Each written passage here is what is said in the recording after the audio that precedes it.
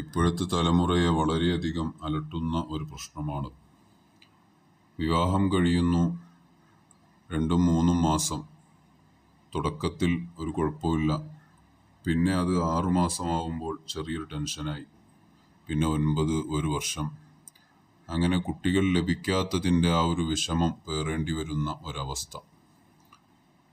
ഇത് ഇന്നത്തെ കാലത്ത് വളരെ കോമണായിട്ട് കാണപ്പെടുന്നതാണ്.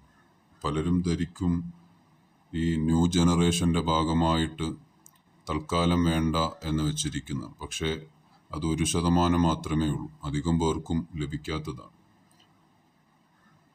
അതിന് പ്രധാനപ്പെട്ട ചില കാരണങ്ങളുണ്ട്. കൗണ്ടിൻ്റെ പ്രശ്നം, അതുപോലെ സ്ത്രീയുടെ അണ്ഡാശയവുമായി ബന്ധപ്പെട്ട് അങ്ങനെ കുറേ കാരണങ്ങൾ ഉണ്ടാകാം. പക്ഷേ ഒരു കാരണങ്ങളുമില്ലാതെ ടെസ്റ്റുകൾ നടത്തുമ്പോൾ യാതൊരു കുഴപ്പമില്ല. പരസ്പരം അണ്ഡോൽപാദനത്തിനോ ഒന്നും യാതൊരു തടസ്സവുമില്ല. അതുപോലെ ബീജത്തിൻ്റെ ചുരുങ്ങിയത് ഇത്ര ലക്ഷം വേണം എന്നൊക്കെ അളവുണ്ട്, അതിലൊന്നും യാതൊരു കുഴപ്പവുമില്ല. അങ്ങനെ എല്ലാവിധ ടെസ്റ്റുകളും ഓക്കെയാണ്. പക്ഷേ ഗർഭമുണ്ടാവുന്നില്ല, കുട്ടികൾ ഉണ്ടാവുന്നില്ല എന്ന ഒരു പ്രശ്നം നിലനിൽക്കുന്നു. ആ ഒരു സാഹചര്യത്തിൽ നമ്മൾ മറ്റ് സാധ്യതകൾ തേടേണ്ടത് അത്യാവശ്യമാണ്. എന്ന് പറഞ്ഞാൽ സെഹർ അല്ലെങ്കിൽ കണ്ണേർ, ഇത് രണ്ടിൽ ഏതെങ്കിലും ഒന്നും ഉണ്ടാവും. ഒന്ന്, നമ്മൾ വിവാഹ സമയത്തൊക്കെ ഈ മണവാളനും മണവാട്ടിയുമൊക്കെ വളരെയധികം ഒരുങ്ങി അവരെ തന്നെയാണ് എല്ലാവരും ഫോക്കസ് ചെയ്യുന്നത്.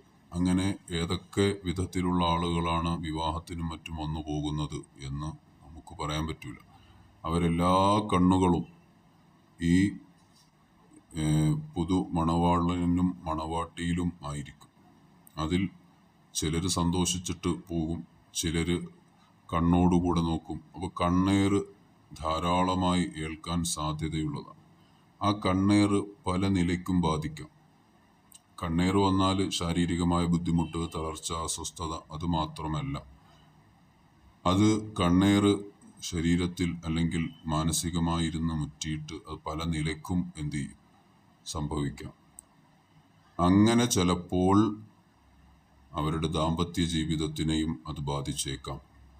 അത് കാരണമായി ഗർഭം ഉണ്ടാവാതിരിക്കുക, അല്ലെങ്കിൽ ലൈംഗികമായ താല്പര്യം കുറയുക, ഉത്തേജനം കുറയുക, അങ്ങനെയുള്ള പല പ്രശ്നങ്ങളും ഉണ്ടാകാം. അതുകൊണ്ടാണ് പഴയ കാലങ്ങളിലൊക്കെ വിവാഹം കഴിഞ്ഞ് വീട്ടിലെത്തുന്നവരെ അവരെ നല്ലതുപോലെ കണ്ണേറിനുള്ള ഓതലുകളും മറ്റുമൊക്കെ നടത്തിയതിനു ശേഷമാണ് വീട്ടിൽ കയറ്റുക. പക്ഷെ ഇന്നത്തെ കാലത്ത് അതൊന്നുമില്ല. അതുകൊണ്ട് തന്നെ അതിൻ്റെ ഭവിഷ്യത്തുകളും മറ്റും അറിയാനുമുണ്ട്. അങ്ങനെ വരുമ്പോൾ ഒന്ന് അതാണ്, കണ്ണേർ കൊണ്ടാണ്. മറ്റൊന്ന്, പച്ചയായ സെഹർ തന്നെ ഉണ്ടാവാം.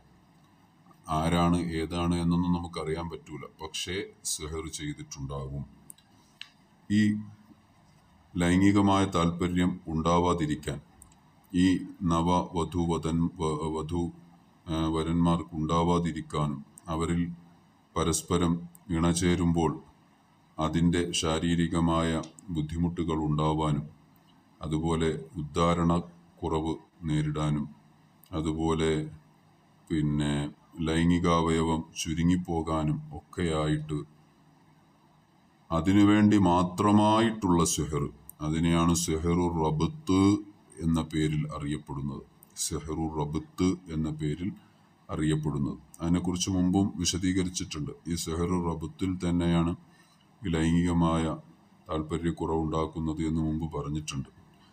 ഇതും ഈ ഉണ്ടാവുന്ന ഗർഭം അലസിപ്പോവുക, ഗർഭമുണ്ടാവാതിരിക്കുക, അതിനുവേണ്ടി തടസ്സമായിട്ട് പ്രത്യേകമായി ചെയ്യുന്ന ആഭിചാര ക്രിയയാണ് സെഹറുർ റബ്ത്ത് എന്ന് പറയുന്നത്.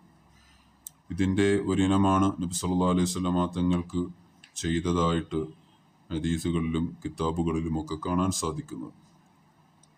അപ്പോൾ ഈ ഗർഭ സംബന്ധമായ വിഷയങ്ങൾ അത് സ്വല്പം ഗൗരവത്തിൽ എടുക്കുക. കുറച്ച് കഴിയുമ്പോൾ പിന്നെ തീരെ ലഭിക്കാതെ വരുന്ന ഒരുപാട് ഡോക്ടർമാർ സമീപിക്കും, ഒരുപാട് മരുന്നുകൾ ചെയ്യും. അപ്പോൾ ഹൈ എഫക്റ്റുള്ള മരുന്നുകളൊക്കെയും കഴിച്ച് അവസാനം ഒടുവിൽ ശരീരത്തിൻ്റെ എല്ലാ ഊർജ്ജസ്വലതയും നഷ്ടപ്പെടുന്നൊരു അവസ്ഥയിലേക്ക് പോകുന്നതിൻ്റെ മുമ്പ് ഖുർആനും അതുപോലെ മറ്റു ദിക്റുകളും മറ്റു മാർഗങ്ങളും സ്വീകരിച്ച് അത്തരത്തിൽ എന്തെങ്കിലും ബുദ്ധിമുട്ടുകൾ ഉണ്ടെങ്കിൽ അത് മാറ്റാൻ ശ്രമിക്കുക എന്നതാണ് ഏറ്റവും പ്രധാനം.